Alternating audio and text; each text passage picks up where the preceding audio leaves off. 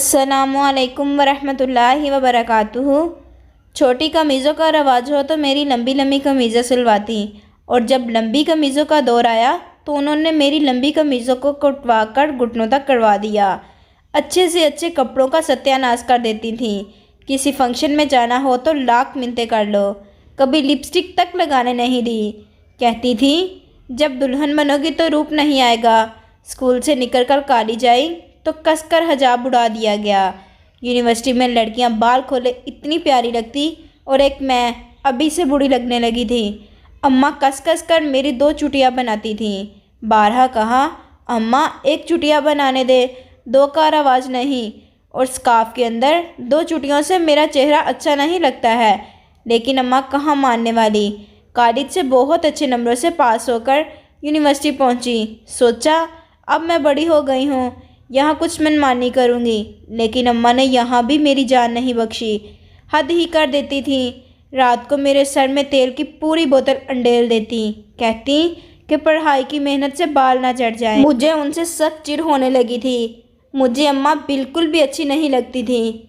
University में इतने अच्छे अच्छे लड़के नज़र आते थे, बहुत से लड़के और लड़कियों की जोड़ियाँ बनी हुई थी, मगर मेरी तरफ मजाल है कि कोई मतवज्जा भी हो जाए, क्योंकि मेरे सर से कड़वे तेल की भुभक आती थी।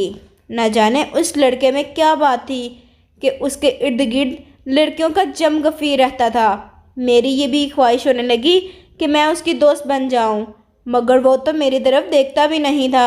उस वक़्त मेरी एक सहेली ने मुझे ये कहा कि देखो यार, याद रखना तुम जैसी हो उसी तरह के लोग तुम्हें मिलेंगे।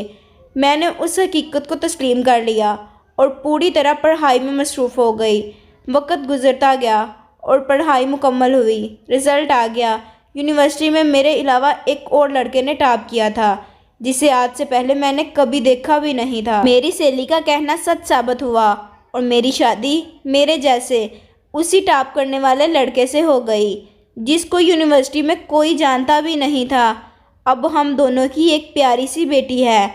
मेरी जो ख्वाहिशात मेरे दिल में रह गई थी, मैं उनको अपनी बेटी को सजा संवार कर पूरा कर रही थी। जब लोग उसे सताइशी निगाहों से देखते, मैं बाग बाग हो जाती।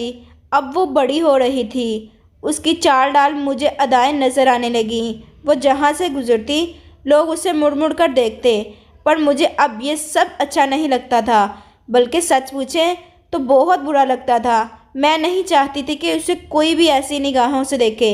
आज मुझे शिद्दत से अम्मा याद आ रही थी, और मुझे अम्मा की वो पाबंदियाँ भी याद आ रही थी जिनकी वजह से वो मुझे बुरी लगा करती थी। आज मुझे उनके अपने ऊपर लगाई हुई पाबंदियों पर फ़ख्र महसूस हो रहा है। अब अम्मा मुझे बहुत अच्छी लग रही हैं। मैंने अपनी बेटी को भी अपने पास बुलाया है, उसे ज़िंदगी का यही राज समझाने के लिए कि बाज़ मामलात में माओ की तरफ से पाबंदियाँ बच्चियों के वक़ार और इज़्ज़त में इजाफ़ा करती हैं और उन्हें सुरखरू करती हैं। अगर ये आपको वीडियो पसंद आए तो लाइक ज़रूर करें। शुक्रिया।